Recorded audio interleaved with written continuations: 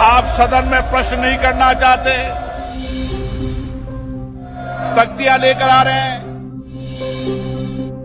माननीय सदस्यगण, सदन के अंदर तख्तियां लेकर आना उचित नहीं है।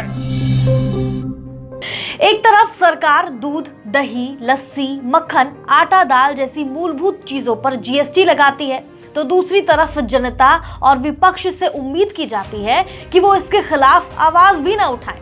जैसा कि आप जानते ही हैं, हाल ही में सरकार ने संसद में कुछ चुनिंदा शब्दों की सूची तैयार की जिनका इस्तेमाल संसद में करने पर मनाही है।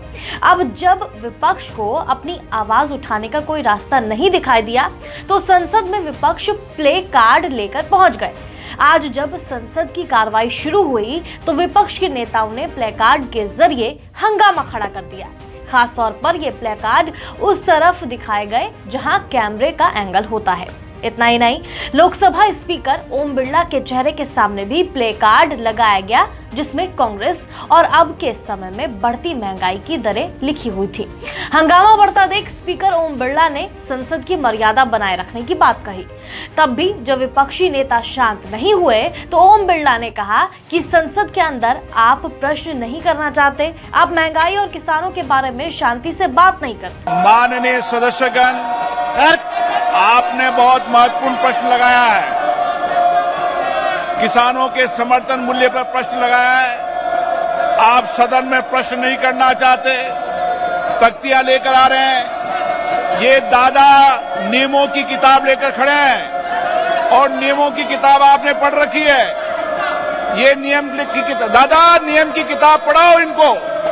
नियमों के तहत 349 के तहत सदन के अंदर तख्तियां लेकर आना उचित नहीं है। ये परंपराएं ठीक नहीं है। आप सदन के अंदर कुछ मर्यादाओं का पालन करो, अच्छी परंपराओं का पालन करो। महत्वपूर्ण प्रश्न आपने लगाया किसानों पर, समर्थन मूल्य पर। बाहर जाकर किसान की बात करते हो, अंदर सदन में किसानों की बात नहीं करते हो। बाहर जाके महंगाई की बात करते हो, सदन के अंदर महंगाई की बात नहीं करते। आपको पिछले सत्र में मैंने महंगाई की चर्चा के अलाउ किया था, आपने चर्चा नहीं की उस पर। ये उचित नहीं है, गलत तरीका है। नो, आप सदन में चर्चा नहीं करना चाहते। मैं हर विषय पर, हर मुद्दे पर आपको चर्चा करने का पर्याप्त समय, पर्याप्त अवसर देता हूं। बहरहाल काफी समय तक भी जब हंगामा शांत नहीं हुआ तो हमेशा की तरह संसद की कार्रवाई को कुछ घंटों के लिए स्थगित कर दिया गया। इसके बाद संसद परिसर में गांधी प्रतिमा के पास कांग्रेस के सांसद राहुल गांधी की अगुवाई में महंगाई के मुद्दे पर जबरदस्त धरना प्रदर्शन किया गया। हालांकि इस तरह के प्रदर्शन पर भी प्रतिबंध लगाया गया है। गाइडलाइंस में साफ तौर पर कहा गया है कि संसद परिसर में इस तरह का कोई धरना या प्लेकार्ड का इस्तेमाल नहीं किया जाएगा।